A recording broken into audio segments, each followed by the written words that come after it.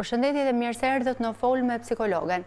Në këtë program nuk ishte se si të mos trajtohej tema e cila ka bërbuj këto kohë edhe ka tronditur jo vetëm qytetin në cilin ka ndodhur, në qytetin e Kavajës, por mbar opinionin publik. Sot bashkë me mua në këtë studio për ta trajtuar këtë ngjarje kaq të rëndë është pedagogja e Fakultetit të Shkencave Sociale, zonja Arjana Muçaj. Përshëndetje dhe faleminderit që sot këtu me mua. Përshëndetje, faleminderit juve për ftesën. Përpara se të futemi në këtë analizë, do doja mendimin e regjisë të ndiqnim një insert të përgatitur nga News 24 për të kuptuar edhe më shumë se çfarë ka ndodhur dhe se për çfarë bëhet fjalë. Historia e rënde e 14 vjeçares nga Kavaja ka nisur në tetor 2018. Vajza e cila jetonte me të ëmën pasi ati ishte emigrant, ka patur lidhje dashurie me një nga djemtë e klasës së saj. Në ditën e përvjetorit të lindjes së djalit, ai ka kërkuar vajzës që në vend të dhuratës t'i jepte trupin. 14 vjeçaria fillimisht nuk ka pranuar, por pas këmbënguljes së fortë të djalit, ata shkuan në shtëpinë e gjyshes së tij. Aty kryen marrëdhënie seksuale gjatë të cilave janë filmuar nga njëri prej shokëve të djalit. Përgjatë nëntorit e dhjetorit, vajza ka kryer marrëdhënie seksuale edhe me 7 djemë të tjerë, shokë të dashurit, të cilët e shantazhonin me videon nëpërmjet mesazheve në Instagram. Në mes të janarit 2019, një nga mësueset ka rënë në djeni të skandalit dhe ka informuar nënën e vajzës. Për arsye që nuk shpjegohen, shkolla nuk ka bërë denoncim për rastin dhe as nuk është kujdesur që vajza të trajtohet. Shkolla nuk ka njoftuar as seksionin e posaçëm në bashki duke u mjaftuar me njoftimin e familjes. Nëna e vajzës nga ana tjetër duke ju trembur opinionit, nuk e denoncoi ngjarjen për 10 ditë, derisa mbriti i shoqi nga Italia. Bashkë me vajzën, më 29 janar kanë bërë denoncimin në policinë e Kavajës. Denoncimi kaloi në prokurorinë e Durrësit, ku ka një seksion të çështjeve për të mitur. Në datën 30 janar, prokuroria regjistroi procedimin penal, ndërsa një ditë më pas, në datën 31 ora 15:45, organi akuzës kërkoi caktimin e masës së sigurisë arrest në burg në mungesë për te të miturit, përfshi edhe të dashurin e vajzës. Më një shkurt, gjykata caktoi masat dhe më 2 shkurt u bëi mundur arrestimi 7 prej tyre, ndërsa i teti, i dashurit së miturës, është ende në kërkim. Kjo është edhe ngjarje e rëndë për cilën bëhet fjalë. Është një vajzë 13 vjeçare e cila është abuzuar në rastin konkret, jo vetëm nga i dashuri i saj, sepse unë mendoj që është abuzim. Edhe mënyra se si është kryer akti i parë seksual, i cili ka qenë nën presion të dashurit në rastin konkret siç konsiderohet në fakt të djalit.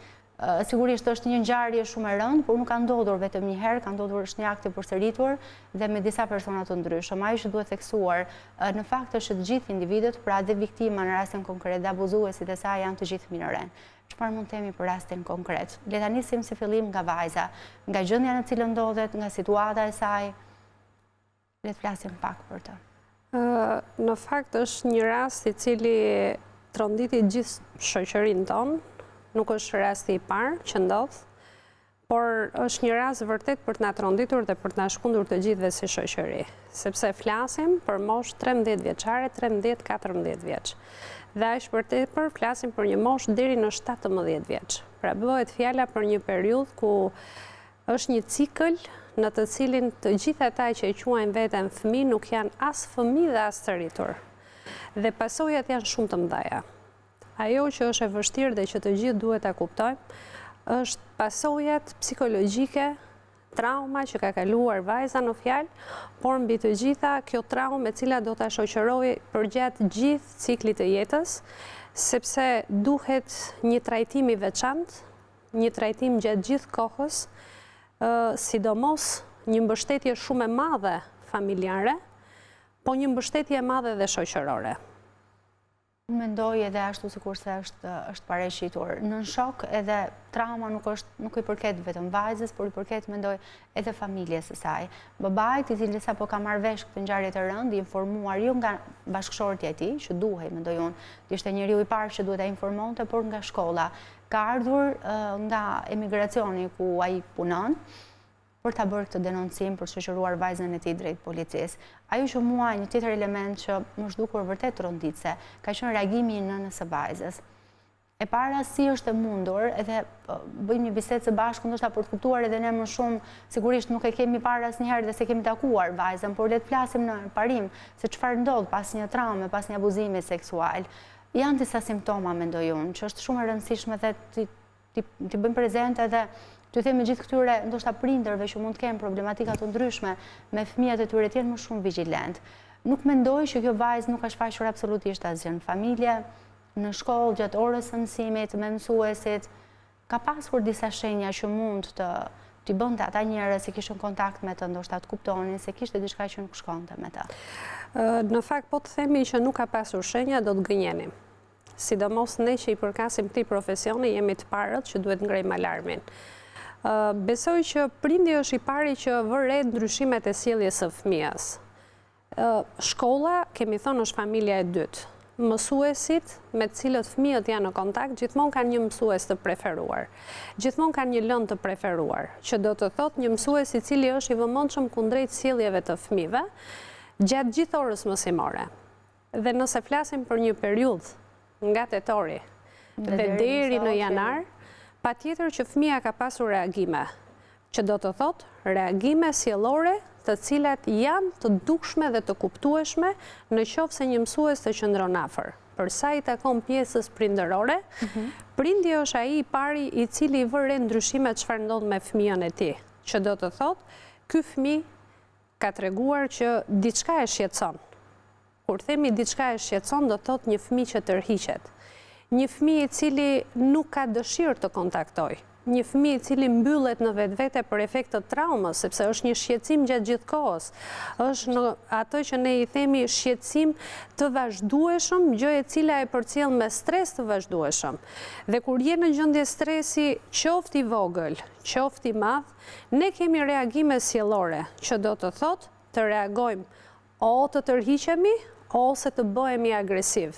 Dhe të gjitha këto janë ndryshime që një prind, kur ka një fëmijë i cili nuk e ka të dukshme këtë model, do të thotë që ky është një model që përsëritet her pas here. Atëherë prindi i pari duhet të shqetësohet. Po prindrit sot në Shqipëri, jo vetëm në Shqipëri, po kudo, janë prindër të cilët po luftojnë më shumë për anën materiale të familjes, jo për anën emocionale të familjes. Kur them për anën materiale, kam parasysh plotësimin e nevojave të jetesës të fëmijëve, por edhe të familjes në tërësi.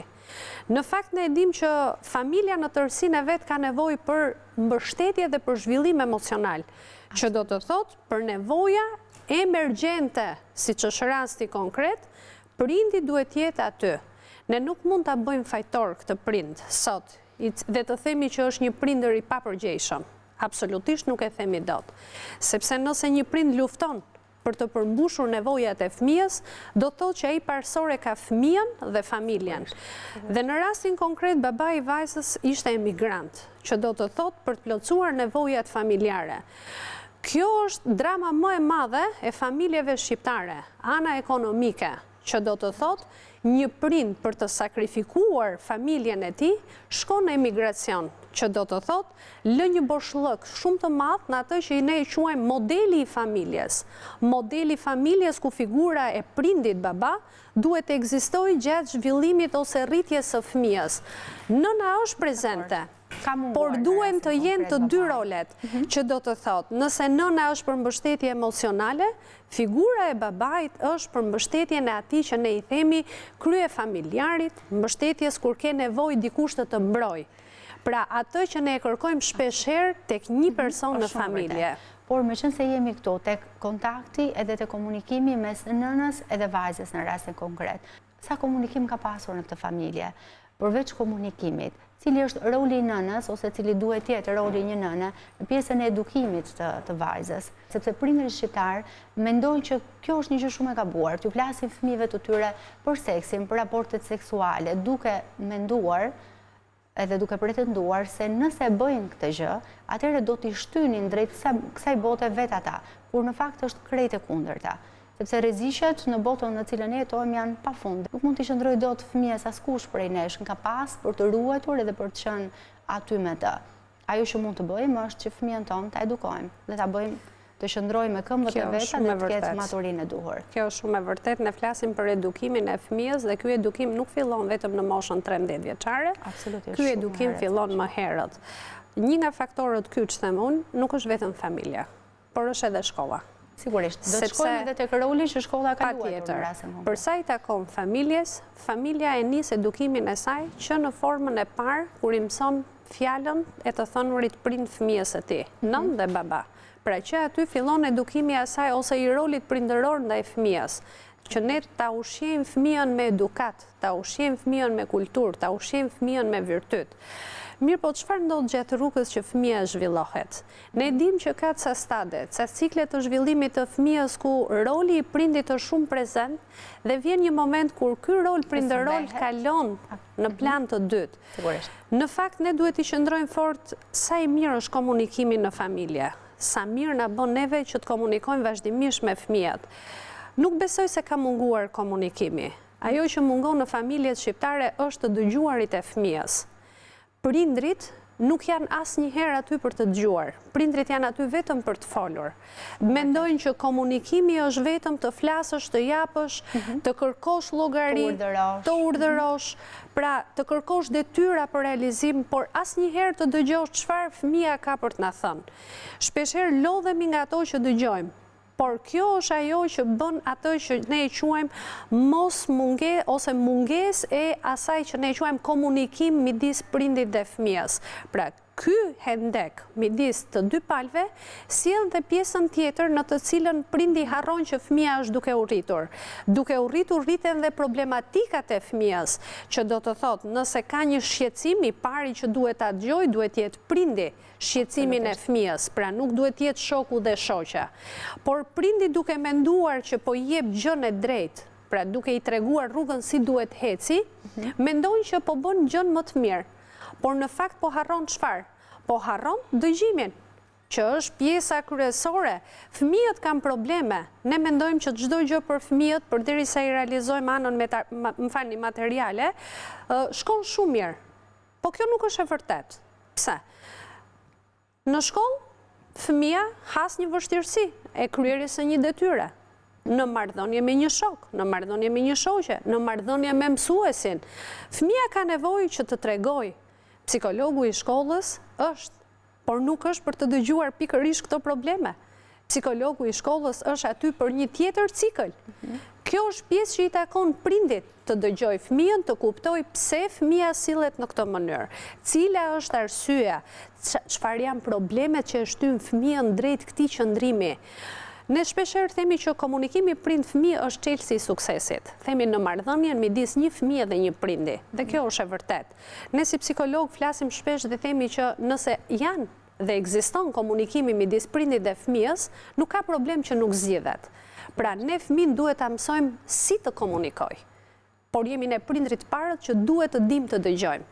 Dhe në rastin konkret të nënës, e cila në shumë raste kam dëgjuar që bëhet dhe fajtore, dhe nuk është asnjëri prej nesh, askush prej nesh nuk mund ta quajë atë prind fajtor. Për aq kohë sepse ne nuk e dim marrëdhënien midis nënës dhe fëmijës. Ne nuk dim si ka qenë kjo marrëdhënie nga momenti i zhvillimit gjatë gjithë kësaj periudhe që fëmia është në këtë moshë. Pra duhet të njohim të gjithë faktorët që kanë ndikuar në këtë tërheqje të fëmijës për mos të qenë prindi i pari për të kuptuar se çfarë po ndodh. Atëherë, kur fola për pjesën e edukimit, fola për pjesën që neglizhohet dhe jenë prindërit, paktën shqiptarë, një pjesë e madhe atyre, janë indiferent, është pjesa e zhvillimit të fëmijës. Vjen një moment ku fëmia nuk është më fëmijë, po është në atë fazën ku po përgatitet për të bërë një rrituar tashmë.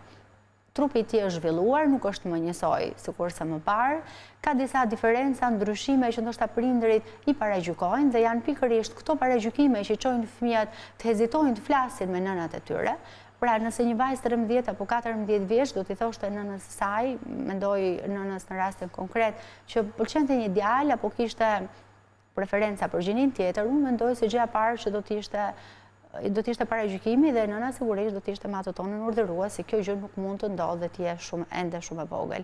Kur në fakt e gjithë, së pari para se të edukojmë, ndoshta fëmijët duhet edukohemi nga pak të gjithë ne, të lexojmë dhe të kuptojmë më shumë.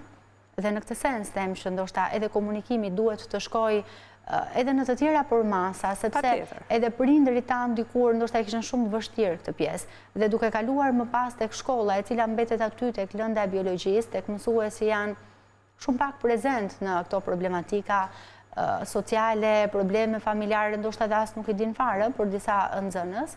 Kjo për shumë arsye, jo vetëm për fajin e mësuesve, por për shkak të një klase shumë të madhe ku ndoshta nuk arrin dot ta menaxhojnë, të lodhjes së tyre dhe shumë arsyeve të tjera që nuk do doja, kurse si, ti bëja në rastin konkret fajtor, por ama përgjigjes janë nga pak të gjithë në këtë të paktën në këtë ngjarje dhe në gjitha ngjarjet e tjera që kanë po të njëjtet element, ku abuzohet një fëmijë, një mitur apo një adoleshente dhe të gjithë aktorët e tjerë, ato njerëzit që ndoshta duhet kishin me të drejtë rolin protektiv, të ishin në krahun e saj, në fakt nuk kanë luajtur asnjë lloj roli, madje edhe zbulimi kësaj ngjarje të rëndë është bërë në një formë rastësore nga pastruesja e shkollës, ashtu sikurse u bë prezent, e cila më pas ka lajmëruar mësuesen, drejtoreshën e shkollës dhe ishin ato që lajmëruan babain.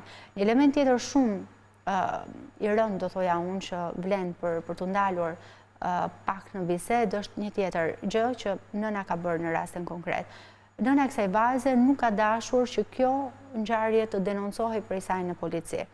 Madje ajo dëshironte që vajza të heshte dhe askush të mos e merrte vesh atë që kishte ndodhur. Shika.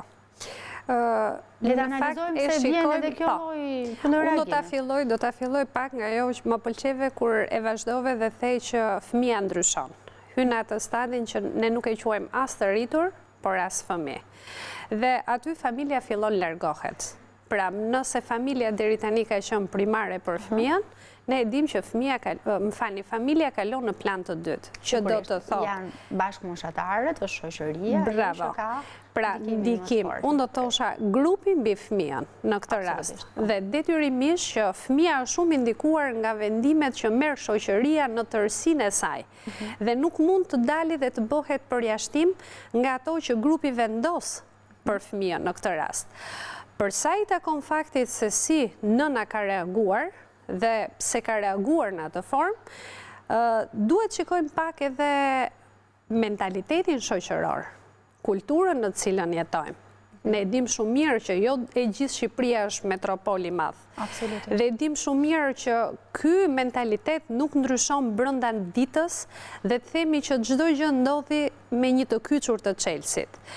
Pra, ky mentalitet është aq vrastar ndaj individit, sa e bën individin të hesh për një problem kaq madhor, që do të thotë të mos bëhesh objekt i paragjykimit, i diskriminimit, se në rastin konkret, fëmia është viktim, por shoqëria e viktimizon edhe më shumë atë, që do të thotë, nëse ka përjetuar një formë dhune kaq të gjatë, ne po e viktimizojmë dhe po e dhunojmë edhe më shumë.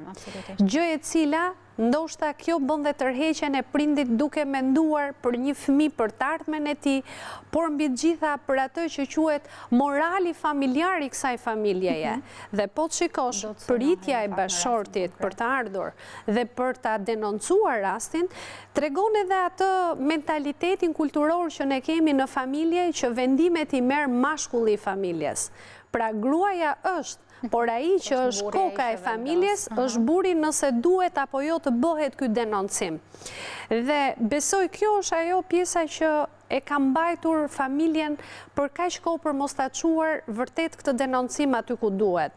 Dhe kjo tërheqje tregon edhe frikën që ka pasur brenda kjo familje për ta bërë publik të rast. Ne psikologët e kemi me shumë merak këtë gjë, këto viktima në rastin konkret të ruhen dhe të mbrohen. Kur bëjmë publike janë riviktimizuar, janë ritraumatizuar dhe shkatruar jeta e tyre. Pra si mund të vazhdoj dhe të jetoj një vajzë në këtë qytet kaq të vogël apo dikush tjetër që mund të ketë ndodhur një histori e ngjashme në tërësninë dhe presionin e kësaj lloj shoqërie e cila përpara se të kuptojë dhe të mbështesë është shumë e gatshme të të gjykojë dhe të të paragjykojë.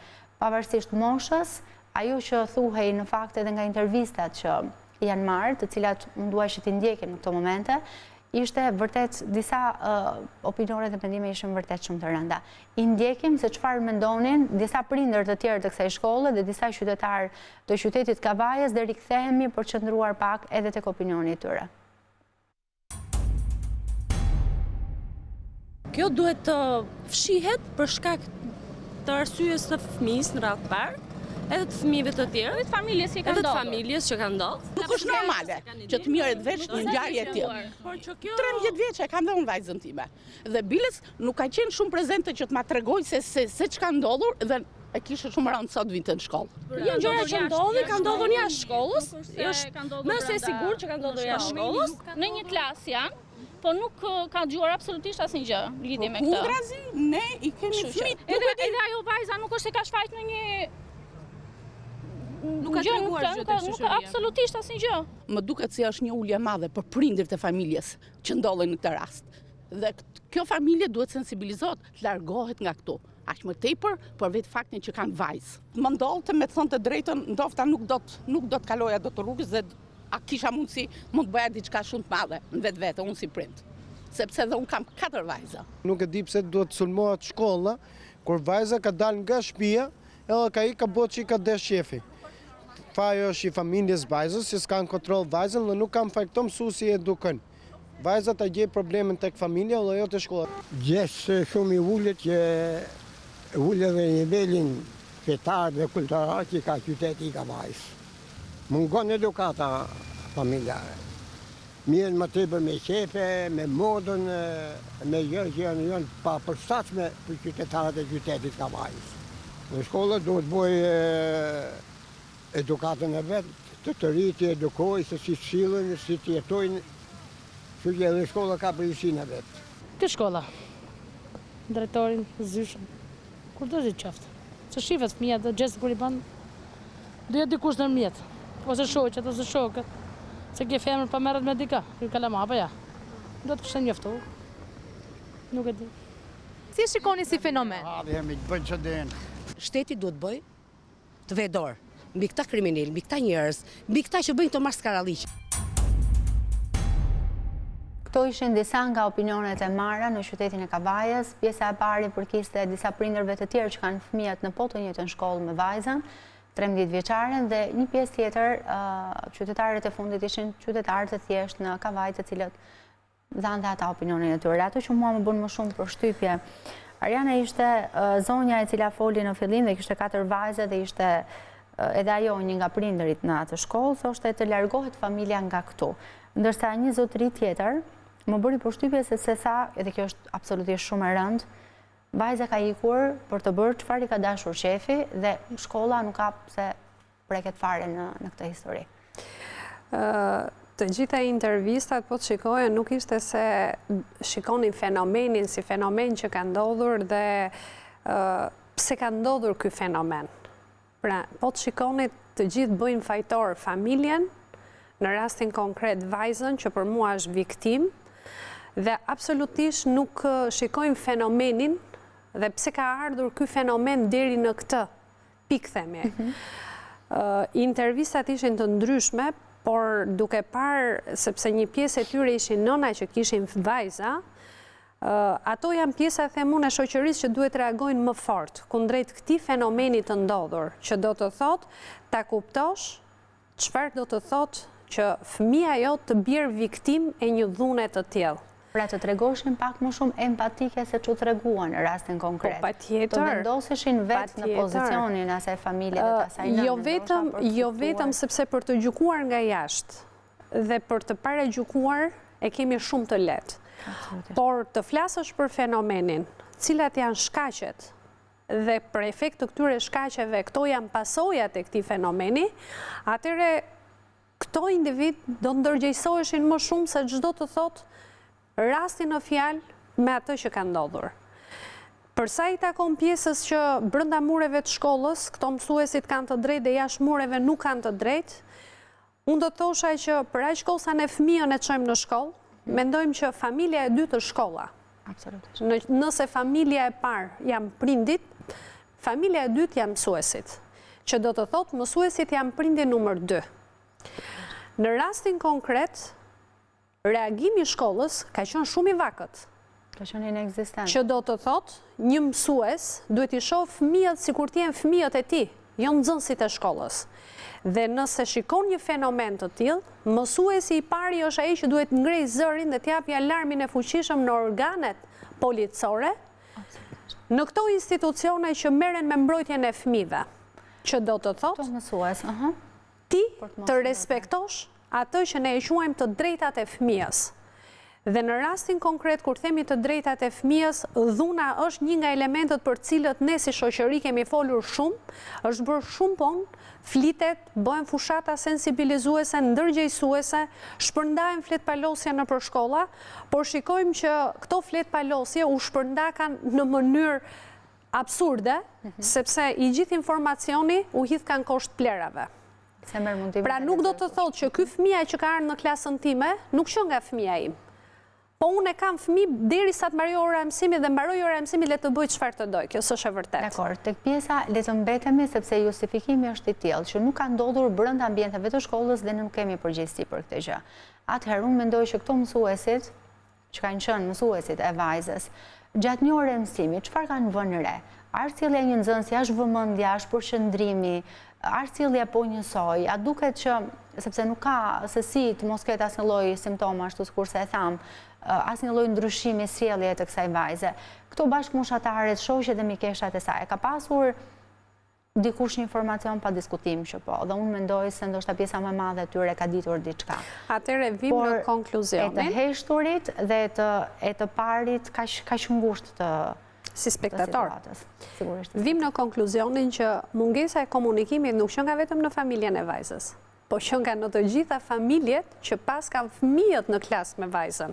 Që do të thotë, nëse në një familje komunikimi pas ka qenë me një dialog kaq të mirë, do të thotë që njëra prej këtyre vajzave të paktën duhet ta kishte treguar dhe duhet ta kishte bërë këtë bisedë, sikur dhe me njërin prej prindërve, sikur dhe me motrën më të madhe që mund të ketë në familje.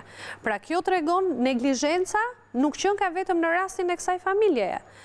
Ne flasim për ditët me takim me prindër. Janë pikërisht këto ditë në të cilat bëhen publike të gjitha shqetësimet që mësuesi ka kundrejt fëmijëve dhe aq më tepër kontributin që prindit duhet japin në rregullimin e diçkaje që duhet rregulluar nga të dy palët. Atëherë ky mësuesi, nëse ky fëmijë ka shfaqur këto shenja dhe jam e bindur që i ka shfaqur sepse bëhet fjalë për një periudhë të gjatë kohore, nuk flasim për një ditë, 2, 3, 4, 5, po flasim për një periudhë të gjatë kohore. Nuk pas ka mundur ky mësues të diskutojë me prindin në orën e takimit me prindër në mënyrë individuale dhe jo publike me prindrit e tjerë, mbi shqetësimet që fëmia mund të ketë reflektuar gjatë orëve mësimore. Është një psikolog aty në shkollë. Nëse ne shikojmë që kjo vajza apo ky djali në klasën tonë ka diçka që nuk shkon dhe ndoshta me ne është e vështirë për të komunikuar dhe për të na thënë që ka një shqetësim, ndoshta mund ta referojmë atje, pra të kërkojmë ndihmën e psikologes së shkollës, psikologut të shkollës, për të pasur një kontakt, një takim ndoshta me vajzën. Shumë dhe më pas mund të ofronte por a është kuptuar roli psikologut nëpër shkollat tona, nëpër rrethe që psikologu nuk është mësues ndihmës për të zvendësuar orët mësimore të një mësuesi, sepse duhet ta shohim edhe në këtë këndvështrim. Pra, a ka qenë në gjendje psikologu i shkollës për të reflektuar për punën e tij? A është bërë kjo punë me devotshmëri? Që do të thotë dhe mësuesit kanë kuptuar rolin e psikologut në shkollë. Pra edhe mësuesit të di me çfarë merret psikologu, sepse shumica e mësuesve psikologun e shikojnë si një mësues, një koleg të tyre, i cili gjendet në sallën e mësuesit. Pra, për të kuptuar rolin dhe rëndësinë e psikologut, nuk duhet të ndodhte ky fenomen, sepse ne kemi raste pafund të bulizmit nëpër shkolla dhe detyrimisht që një nga elementët që ne i qëndrojmë fort është sinjalistika që i jep mësuesi psikologut të shkollës kundrejt një rasti abuziv. Dhe është psikologu i cili merret me rastin, e trajton atë dhe nëse ka nevojë e çon nëpër organet kompetente. Por në rastin konkret unë shikoj që ka një tërheqje të stafit të mësuesve. Duket sikur po e kanë larguar përgjegjësinë nga vetja e tyre. Unë i qëndroj tezës që mësuesi është prindi i dytë. Sa do të justifikohet shkolla, nëse prindi numër 1 nuk është i aftë për të bërë prindin, atëherë prindi numër 2 duhet patjetër të ngrejë zërin. Dhe në këtë rast, unë mendoj që edhe shkolla ka qenë neglizhente. Absolutisht. Nga ana tjetër, le ta lëmë për një moment vajzën që është viktima në rastin konkret, le të merremi me djem, të cilët e kanë kryer këtë akte në presionin në dhunë, edhe duke e kërcënuar nëpërmjet duke i bërë shantazh përmes një video kësaj vajze. Janë data minoren, nuk është 1, po janë 8. Të paktën ky është numri që është referuar në media nga organet e policisë. Të 8 janë duke u hetuar penalisht. Me ta çfarë ka ndodhur, Arjana? Çfarë mund të themi për ta? Me të drejtë ndoshta një pjesë e madhe e njerëzve të irrituar i shohin si abuzues edhe si fëmijë, nuk e di, të këqij, fëmijë të paedukuar, disa mund të etiketojnë edhe me terma shumë më të rëndë dhe më fyes se kaq. Në shkollat tona flitet shumë për të drejtat e fëmijëve. Po të shkoni në një shkollë, menjëherë sapo hynin në një stend të madhe ju shikoni të drejtat e fëmijës. Por me asnjë vend nuk keni për të lexuar detyrimet e fëmijës, përgjegjësitë e fëmijës. Pra keni për të lexuar vetëm të drejtat, dhe të drejtat e tyre ata i dinë shumë mirë. Problemi qëndron që a kanë përgjegjësi? A i njohin ata përgjegjësitë? Po për moshën në të cilën e flasim, këto përgjegjësi nuk ekzistojnë, sepse flasim për periudhën e adoleshentëve. Nëse një të rrituri ne i vim vërdall gjithë botës, një adoleshenti i rrotullohet gjithçka rreth vetes së tij. Që do të thotë, për adoleshentin çdo gjë është e arritshme, çdo gjë është e mundshme, por që nuk ka pasoja. Dhe në një farë mënyre, të gjitha veprimet janë të lejuara, por nuk dim pasojat, nuk dim përgjegjësinë që kanë për veprimin që po kryejnë. Në fakt, të 8 djemt janë në një moshë në të cilën ne nuk mund t'i kërkojmë përgjegjësi. Ky është problemi. Sepse nëse do t'ishin në moshë madhore, e kishim shumë më të lehtë. Po për aq kohë sa ne i tregojmë vetëm të drejtat fëmijës, detyrimet jo, përgjegjësitë jo, atëherë ai mendon që çdo veprim i tij i indikuar nga grupi social në cilin bën pjesë, sepse secili prej tyre krenohet me veprimin që bën, që do të thotë, shikoni çfarë bëra unë dhe merrni shembull nga unë. Mirë po, kjo gjë ndikon sepse për vetë moshës që kanë, ne thamë që ndikohen nga grupi social. Atëherë për të treguar këtë barazi midis njëri tjetrit, e quajnë veten që mund të arrijnë dhe të bëjnë çdo gjë.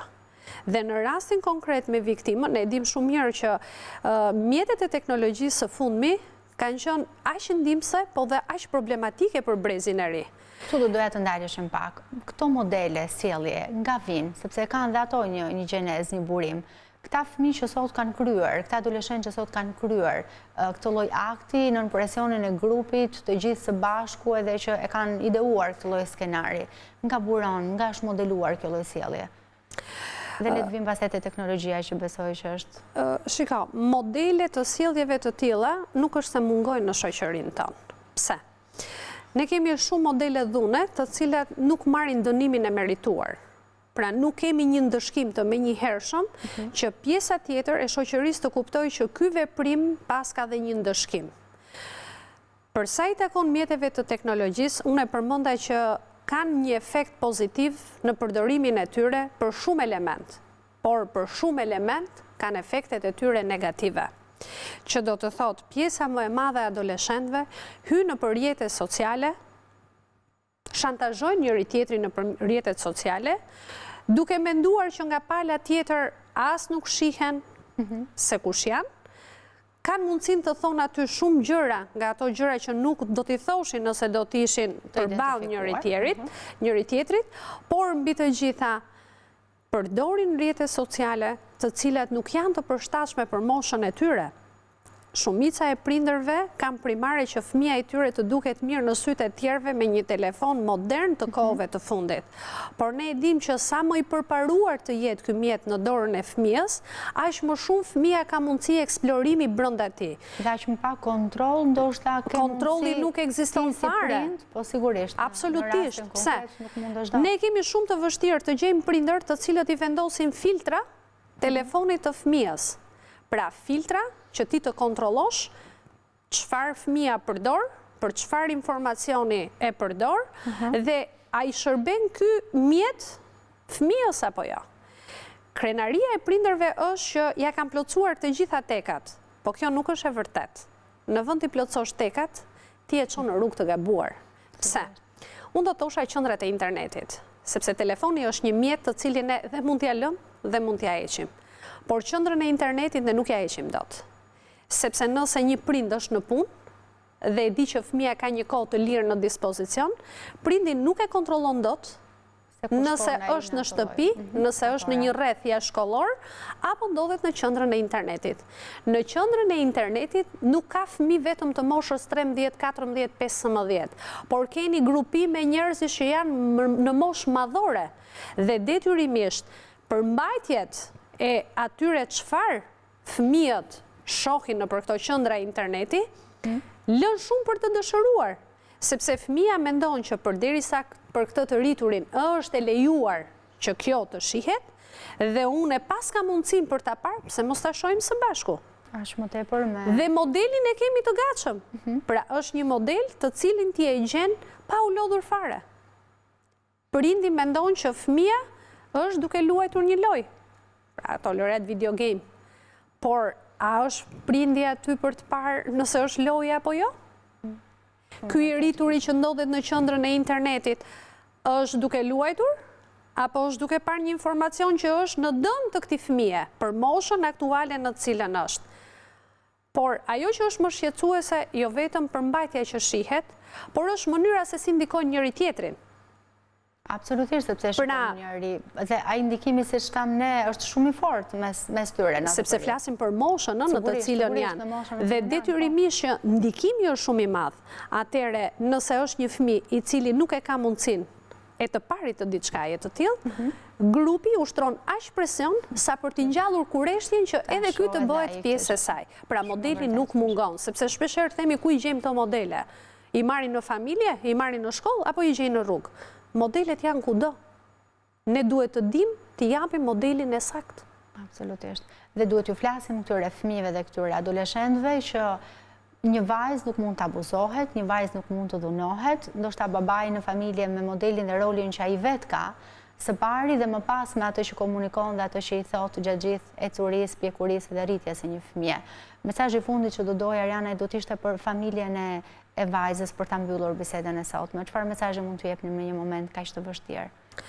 Mesazhi vetëm që mund t'jap në rastin konkret është mbështetja emocionale që prindit duhet t'regojnë ndaj fëmijës, absolutisht për gjykimin e prindrit kundrejt fëmijës. Ai është një fëmijë i cili do rritet, do ketë një tardhme, por nevoja më e madhe tashti është që kjo mbështetje të ndihet nga të dyja palët. Edhe familja ka nevojë për këtë mbështetje të shoqërisë dhe jo për ta paragjykuar dhe për ta treguar me gisht, por për t'i qëndruar pranë dhe të kuptojë që shoqëria është në krah të tyre dhe këto raste nuk duhet të ndodhin, por mbështetja prindërore kundrejt fëmijës duhet të jetë shumë e madhe. Ajo dënimin tashmë e ka marrë. Po vuan pasojat, atëherë ne nuk duhet që t'ja shtojmë këto pasoja. Duhet patjetër ta mbështetim emocionalisht që ky fëmijë nesër të rritet i shëndetshëm. Traumën vetëm ta lehtësojmë. Për të shëruar këtu më mua. Faleminderit për gjitha mesazhet. Faleminderit juve. Ky mesazh i fundit i bashkangjitem absolutisht. Ishte më i vërteti dhe më i fortë ndoshta nga gjitha ato mesazhe që mund t'i jepnim sot. Do të vijmë flasim sërish për ngjarjen e rëndë të Kavajës dhe jo vetëm për të, por edhe për një ngjarje tjetër shumë të rëndë të ndodhur vetëm pak ditë më parë me sociologen Entela Binjaku. Përshëndetje Entela, faleminderit që je sot këtu me mua. Mbrëmje, faleminderit për ftesë. Besoj ashtu siç të gjithë ne je njohur edhe ti me kronikat e shumta, me informacion të bollshëm tashmë në lidhje me ngjarjen e rëndë të Kavajës, të një vajze 13 vjeçare, e cila është abuzuar seksualisht nga të mitur të tjerë, sepse ishin të gjithë nën moshë, nga mosha 15 deri në moshën 17 vjeç, bashkëmoshatar, por edhe pak më të rritur se sa ajo. Çfarë mund të themi për një rast të tillë? Entela, ndërkohë që dua të theksoj dhe dua të ndalesh edhe ti në këtë moment, sepse në të gjitha këto raste të cilat janë bërë për fat të keq të shumta tashmë, të publikuara edhe të ndodhura në vendin tonë, ndodh pak a shumë i njëjti skenar, e njëjta histori në mënyrën se si trajtohen këto histori, jo vetëm për ngjarjen e rëndë që ka ndodhur, edhe për pasojat që ka tek individi dhe tek familja e tij, por ajo që shoqëria, media edhe të gjithë komponentët e tjerë, institucionet luajnë rolin që luajnë në tilla histori. Sepse për fat të keq edhe këtë herë ndodhi e njëjta gjë, u publikua, familjarët, prindrit e saj banesa ku jetonte, u dhanë të dhëna personale të cilat do ndikojnë pa diskutim për mendimin tim jetën e saj të mëpasshme, dhe ky është një riviktimizim, kam ritheksuar disa herë në këtë studio, dhe një riabuzim me viktimën e dhunës dhe të abuzimit në rastin konkret me 13 vjeçaren. Çfarë mund themi për një rast të tillë, Entela? Ti si sociologe? Mendoj që shumë gjëra janë tënë për këtë histori. Deri diku ndjesha shumë mirë që të dhënat e kësaj familje dhe të gjitha atyre të miturve ishin konfidenciale, ruhej deri në një farë pike, pastaj befas u vunë në një dritë të madhe të opinionit publik dhe që nga ai moment që ato u identifikuan, aty u duk sikur nuk kishte më asnjë lloj kufiri. Dhe kjo tregon që ekuilibrat në shoqëri janë shumë të brisht, kudo. Do me thonë, me njëherë mund të çbohet ajo që ke bërë mirë, si kundër nuk i vjet fre në një lloj interesi që ka koshëria njerëzore, e cila deri diku dhe kuptohet, por nuk i takon një medje të themi profesioniste apo të gjithë profesionistëve të tjerë në një fushë saktuar që të shkelin ato parime deontologjike që ka secili profesion. Rasti konkret ishte një media politike, më pas domethënë kaloi zinxhir, disa nuk arritën dhe nuk pranuan ta bënin një gjë të tillë, i mbuluan portretet e të dy prindërve të 13 vjeçares. Gjithsesi, për të ndalur tashmë tek ngjarja e rëndë e ndodhur me të, le të ndalemi pak dhe çfarë mund themi për një rast konkret.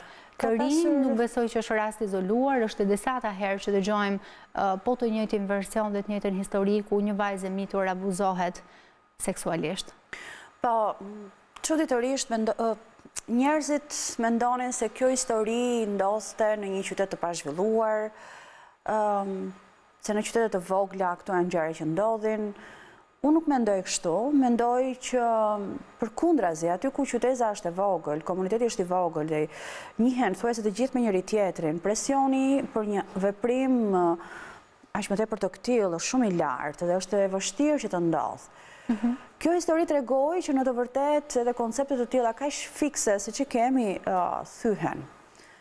Rastin në fjalë fatkeqësisht u mësua në një mënyrë as pak dinjitoze, në kuptimin që ishte një përsëri në radhët e politikës që e vuri përballë opinionin, ndërkohë që të tjera institucione nuk ishin bërë ashtu siç duhet detyrën e tyre. Në radhë të parë shkolla. Të mos harrojmë, shoqëria ja ka besuar shkollës edukimin e saj. Dhe kur shkolla nuk tregohet në lartësinë e duhur, aq më tepër që nuk bëj fjalë për thjesht një fëmijë, një të mitur, po ishin shumë të përfshirë. Kjo shkollë tregoi në vetvete një mbyllje të atill që krijoi shumë problem. Mund të themi po ashtu një dramë të familjes shqiptare që lidhet me emigrimin. Emigrimi i shumë kryefamiljarëve ka bërë që familjet jenë më të brishta për të prekur nga dukuri të ndryshme. Rasti konkret e tregoi këtë, që kjo familje nuk i shpëtoi dot një dukurie të këtill për shkak se një ndër pjesëtarët e konkretisht kryefamiljari që në kulturën tonë është përcaktues në shumë situata, nuk ndodhej pranë. Një problem tjetër që doli në këtë histori është bullizmi në radhët e të miturve tek ne. Shumë i lartë, shumë fëmijë heshtin, jetojnë me frikën e presionit. Dhe shumë të tjerë befas shndërrohen në keqbërës të vegjël, që nesër mund të janë keqbërës të mëdhenj, në rast se me ta nuk punohet në kohën e dur. Po ashtu një problem tjetër që doli në këtë histori ishte prania e psikologut. Me ligjin që kemi ne, dhe me numrin e shkollave që kemi ne, ka psikolog që mbulojnë 9 shkolla. Imagjinojeni ju në 5 ditë të javës. E pa mundur që ai të kontaktojë. Është pikërisht, është thjesht qesharake, të thuar që ofrohet shërbimi psikologjik. Ndoshta kjo shkollë mund të ketë qenë e këtill. Pra, koha e pamjaftueshme në dispozicion ose mungesa e ekspertizës konkrete nga ana e psikologut. Një problem tjetër që doli është ndrydhja e kësaj fëmije. Si është e mundur që ky fëmijë nuk u hap me dikë, nuk kishte dikë që t'i besonte këtë që po i ndodhte për kaq kohë. Sikundër, një tjetër problem është kërcënimi, ai që quhet cyberbullying, për shkak të internetit, prej internetit.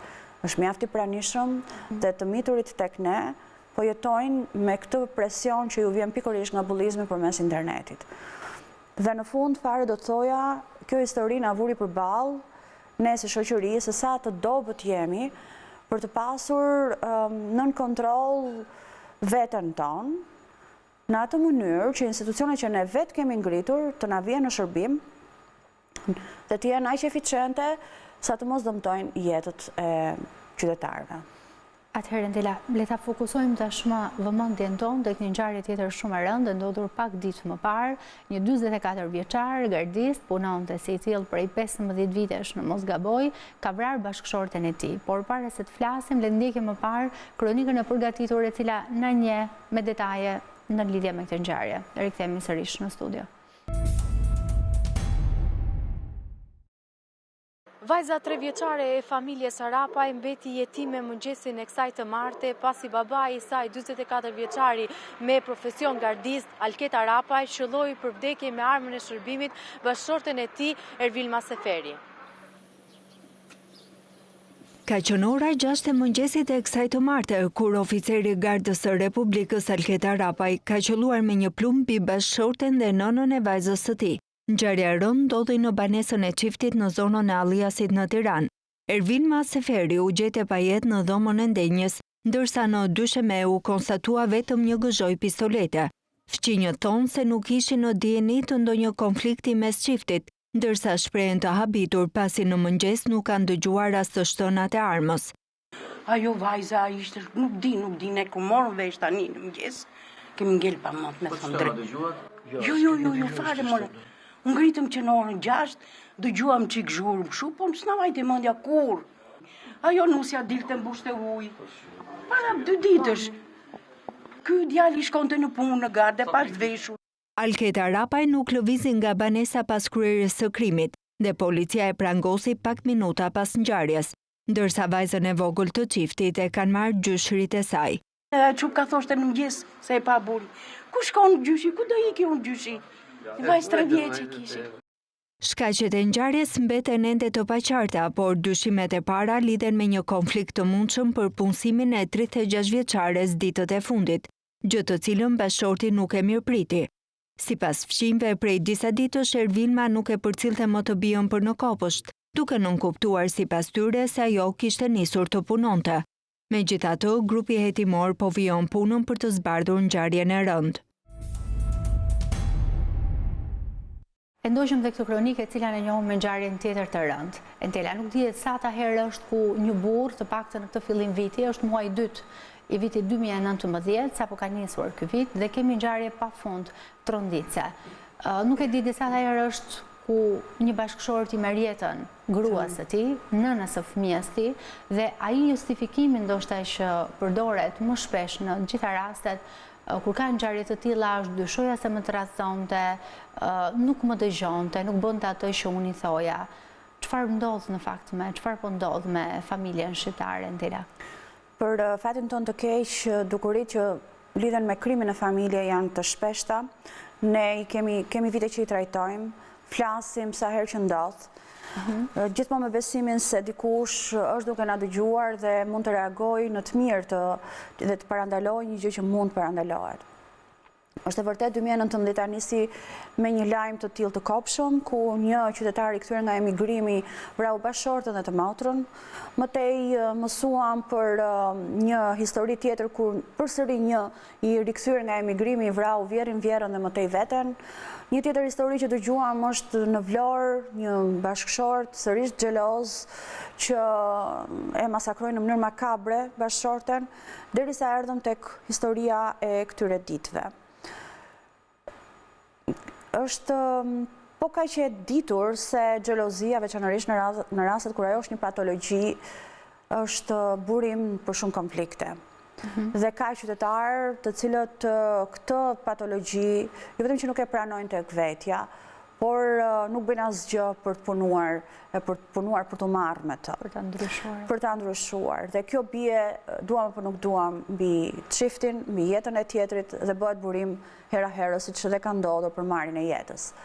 Ka të tjerë çifte që nuk e pranojnë se kur 2 persona lidhen, kjo do të thotë se lidhen dhe historitë, backgroundet, sfondet nga cilat vinë, përvojat familjare. mënyra se si janë edukuar në familjet përkatëse, cili ka qenë modeli që ata kanë marrë. Çfarë përvojash dashurore kanë pasur përpara se të vinë në këto. Dhe këto përvoja përplasen dhe hera herës mund të bëhen burim keq kuptimesh, mos kuptimesh dhe pastaj kur konflikti eksagjerohet, shkohet. Shkon deri atje sa ndodh krimi në familje. Ajo që doja të ndërhyja ishte për të bërë diferencën në rastin konkret të dy partnerët ishin besimtar musliman. Madje viktima e ndjera 36 vjeçarja mbante dhe ishte mbuluar edhe me shami. Pra, ka një kontradikcion shumë të madh në këtë histori. Duke parë edhe statuset e shumta që zotëria bënte, bashkëshorti kishte bërë edhe në rrjetet sociale, siç ishte në Facebook, ku kishte devocion ndaj Zotit. Edhe ajo që besonte në fakt me atë që kreu nuk ka asnjë lidhje, sepse me zgjedhjen për t'i marrë jetën bashkëshortes e tij është totalisht në kontradikcion me dikë që beson në Zot. Po, është e vërtet, ka në opinion unë e quaj paragjykim, që ata njerëz që janë të lidhur me besimin nuk mund të janë kur keqbërës. Por unë e quaj paragjykim sepse merret i mirëqen kur në fund të fundit ka histori, raste të cilat tregojnë se pavarësisht se janë besimtar të një fe të caktuar, mënyra se si sillen në shoqëri nuk lidhet fare me ato që predikohet apo me ato që predikojnë. Dhe për këtë arsye, rasti në fjalë mund të jetë një i tillë. Pavarësisht devocionit ndaj besimit, këta dy njerëz, aq më tepër zotëria në fjalë, ka shfaqur shenja, të cilat nuk flasin as pak për atë devocion që kërkon besimi. Unë do t'i referohesha në këtë rast Goethes, i cili thoshte se poeti madh gjerman, që thoshte se feja është ai trungu ku ne mbështjellim krahët në rast stuhie. Edhe preferoj ta mendoj dhe unë kështu. Kështu që nëse ky qytetar e ka parë fen pikërisht si ai trungu ku i është dashur të mbështjellë krahët për përballuar sfidat në jetë, si duket nuk ka qenë i tillë për të. Në rastin konkret, bashkëshortja, të paktën me aq informacion sa është publikuar deri më tani, bashkëshortja kishte kërkuar që të gjente një punë, dhe ai nuk e lejonte këtë gjë. Sepse rrjedhin disa situata të tjera, përveç kësaj shamis se zonja kishte vendosur edhe devocionit që ajo kishte, besoi në po të njëjtin besim, ashtu sikur se kishte edhe bashkëshorti i saj. Ajo përputhja e mendimeve, karaktereve dhe ai backgroundi që ti the. Në raste të tilla njohje dhe martesa të cilat janë ndërtuar duke ju imponuar gjithçka bashkëshortes. Në rastin konkret po besoj në pjesën më të madhe të rasteve është gruaja viktima dhe është gruaja që është nënshtruar, që nga fillimi i martesës edhe derisa ka ndodhur krimi. Ne themi gjithmonë që këto gra duhet flasin edhe nëse heshtim dhe pranojmë dhunën, atëherë mund të vim edhe në një çast të tillë për fat keq derisa një fëmijë 3 vjeçar të mbetet pas një prind me njërin prind pa jetë dhe me prindin tjetër të burgosur, duke qenë se babai në rastin konkret është treguar më shumë se sa egoist, do thoja unë, dhe është kthyer një kriminal duke i marrë jetën bashkëshortes së tij. Po, është e vërtet. Historia në fjalë ndoshta na vuri përballë edhe një modeli mjaft klasik, do ta quaja unë, familjet shqiptare.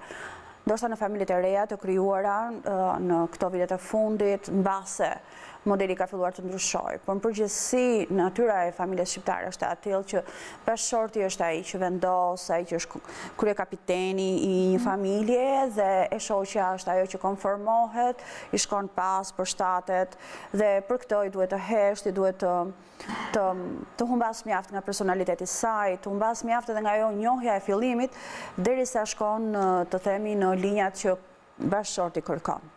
Po të shohim ne rastet e familjeve që shkojnë në divorc, që janë të shumta, kudo në vendin tonë, shumica e atyre familjeve janë të reja, të krijuara në këto 5 vitet e fundit, gjë e cila tregon se edhe në familjet e reja kemi modele të cilat çojnë në konflikt. Konflikt që shkon deri në zgjidhje. Sepse vijon të mbesa i model në fuqi, ku një grua e ka pak të vështirë të marrë, të themi, nismat e veta, pa qenë dakord edhe bashkëshorti. Kur bashkëshorti nuk është dakord dhe gruaja stimulohet që të jetë vetvetja, të bëjmë atë që ajo mendon, edhe ne vetë. Këtë bëjmë përmes medias, ajo hera herës e gjen veten të pamundur dhe përballet me të shoqin dhe kjo përballje mund të shkojë deri në fatalitet siç ka shkuar. Një problem tjetër që nëse ma lejon, është se po të pyesësh avokatët të cilat merren me zgjidhjet e familjeve, ose më saktë po të pyesësh se cilat janë rastet më të shpeshta që kanë avokatët shqiptar. Jam e bindur që do t'i dëshmojnë se divorcet. Dhe po t'i pyesësh arsyet, thonë dhuna, ka shumë dhunë. Dhe unë do të thoja që një ndër burimet kryesore të dhunës për cilën ne flasim pak është shëndeti mendor. Në shumë konflikte njëri ndër partnerët vuan çrregullimet e shëndetit mendor. Dhe ne i trajtojmë fare pak, i marrim ose as pak seriozisht dhe i veshim pastaj me argumenta të tjera. Në momentin që flasim edhe këto gra dëgjojnë, unë mendoj që dëgjojnë, shohin dhe këto gjitha emisione televizive, specialistët, flasin me njëra tjetrën, shohin, mendoj tashmë edhe filma pa fund që japin historira tragjike edhe me fund të tillë. Por ama ajo që mua më dhe më shumë në gjitha këto histori është Entela, sepse numri është shumë i lartë, nuk arrin dot të reagojnë në momentin e duhur. Mbeten aty derisa humbasin edhe jetën. Dhe përveç kësaj pjese, përveç mungesës së reagimit, ajo që më shqetëson në fakt në këtë pjesë, sidomos në situatën konkrete, nga të gjitha ato njerëz që kishin jetuar afër tyre, fëmijën të tyre, me sa ata shpreheshin publikisht, tregonin se kjo familje në sytë e tyre ishte një familje model. Si ka mundur të fshihet e gjithë kjo situatë konfliktuale? Ky lloj raporti i cili nuk ishte, mendoj, as pak normal derisa shkoi në një situatë. Po, edhe unë dëgjova reagimet e atyre që njihnin dhe sigurisht binte në kontradikt çfarë fasada fliste me ato që ndodhi. Nuk e di se si është kryer ky krim, mund të ketë qenë ndoshta edhe në kushtet e një gjaknxëtësie të pakontrolluar, mund të ketë qenë në kushtet një veprimi të pakontrolluar, por ka shpesh histori të këtilla kur çfarë qëndron në fasadë është ndryshme nga ajo që jetohet brenda mureve. Edhe ju e dini që ana e errët e jetës familjare, siç ne në terminologjinë tonë e njohim, është pikërisht dhuna brenda mureve të shtëpisë. Nuk është një dukuri vetëm shqiptare. E njohin studiues në të gjitha cepat e botës. Sigurisht ne shqetësohemi për shoqërinë tonë, sepse shohim që po goditet nga dhuna, nga krimi kudo, dhe ndjehemi të befasuar dhe të pafuqishëm për të bërë diçka. Për këtë arsye, gjithmonë e kemi ngritur në një grup specialistësh, ku bëj pjesë edhe unë, nevojën për qendra në komunitet, qendra që të ofrojnë këshillim, që të vinë në ndihmë familjeve në vështirësi, çifteve në krizë, shërbim social në komunitet. Që të ketë kontakt të drejt për drejt me këto familjarë, ndoshta edhe me këto gra që nuk arrin dot dhe ta kërkojnë ndihmën. Pikërisht, sepse shumë prej atyre që ne janë duke na dëgjuar dhe jetojnë një situatë të ngjashme, dhune, moskuptimi, konflikti, mungesë mbështetjeje nga bashkëshorti, nga familja, ndjehen të këtilla për shkak se nuk kanë se ku të drejtohen. Dhe kjo nuk kanë se ku të drejtohen është një fakt konkret. Në kuptimin që qendrat të tilla mungojnë, shërbimet për gratë në vështirësi po ashtu mungojnë, sikundër mungojnë edhe shërbimet për këshillimin paramartesor. Për shumë çifte që përshpejtojnë aktin e kryerjes martesës i pa pjekur, të pa matur, ose në një rrëmbim e sipër, që mund të jetë rrëmbimi tipit pasionant dhe që mund të shkojë drejt një martese që është një institucion shumë serioz dhe me përgjegjësi mjaft të larta dhe gjejnë veten befas të themi të papërgatitur. Familja përfshihet nga konflikti, çiftet nuk gjejnë më gjuhën e përbashkët, komunikimi mungon ose merr tone të këtilla. Natyrisht në familjen shqiptare nuk mund ta mohojmë, varfëria ka bërë të vetën. Ka çifte të cilat në përditshmëri ndjehen të raskapitur nga vështirësitë e përditshmërisë dhe ka humbur mes tyre të themi çdo lloj emocionaliteti. Kanë humbur shumë besime, ka humbur optimizmi për të ardhmen. Aq më tepër kur në mes ka dhe fëmijë që ata shikojnë pa mundësinë për të trashëguar diçka fëmijëve dhe i gjejnë veten shumë të pafuqishëm, po një lloj si prindërit e tyre, që po ashtu nuk kam pasur mundësin të lënë as pak diçka në trashëgimi, të me thënë pasardhësve. Të gjitha këto janë sfidat e reja dhe jo të gjitha familjet shqiptare arrin të bëjnë ballë. Gratë të cilat heshtin edhe shëndrojnë në të tillë dhunë edhe në një familje konfliktuale dhe një raport të tillë ku ka humbur dashuria dhe misioni që duhet ketë në fakt, që duhet përcjell vetë familja, thelbi mbi cilin ajo është ndërtuar në fakt, dashuria, siguria, mbështetja për njëri tjetrin. Të gjitha këto ndonjëherë ose në pjesën më të madhe të rasteve bëjnë justifikimin për hir të fëmijëve. Edhe në një rast të tillë, në situatën konkrete të cilën po analizojmë, një fëmijë ka mbetur i mitur, ka mbetur pas një prind. Çfarë mesazhe mund t'u jepnim sot këtyre grave? Pse duhet ta shohin divorcin si zgjidhje, dhe në rastin konkret si zgjidhja më e mirë në fakt? Dhe pse duhet të jenë të bindura që kjo lloj sjellje, nëse ka ndodhur një herë, nuk mund të ketë ndryshim? Nëse ti nuk kërkon ndihmë, nëse ti nuk e shpëton veten tënde, nëse bashkëshorti yt nuk është koshient për një gjë të gabuar që ai ka kryer, për këtë sjellje të gabuar, nëse ai nuk ka asnjë lloj refleksioni, por ti justifikon brenda vetes tënde dhe thua nesër do të jetë ndryshe, ai do ta kuptoj për hir të fëmijëve, duhet ta mbajmë këtë martesë. Çfarë sjell ky lloj raporti, kjo familje, çfarë përçon më tej? Sigurisht është shumë e vështirë që tu çosh një mesazh që të ngrej aq shumë besimin tek ato sa nëse janë në prag të marrjes një vendimi, fjala që ne themi të jetë ajo përcaktuesja. Kjo për shumë arsye, sepse unë e kuptoj në çfarë konteksti jetohet. Por, duke parë që shoqëria dita ditës po ndërgjegjësohet mbi problematikat e familjes shqiptare, mbi vështirësitë e gruas shqiptare, po ndërgjegjësohet mbi, të themi, të drejtat e grave shqiptare, po ndërgjegjësohet po ashtu mbi nevojën që kanë fëmijët shqiptar për të pasur një fëmijëri më të mirë, për të pasur një të ardhme më të mirë së të rritur. Duke parë po ashtu që ka shumë institucione të cilat e bëjnë punën e tyre sado në heshtje.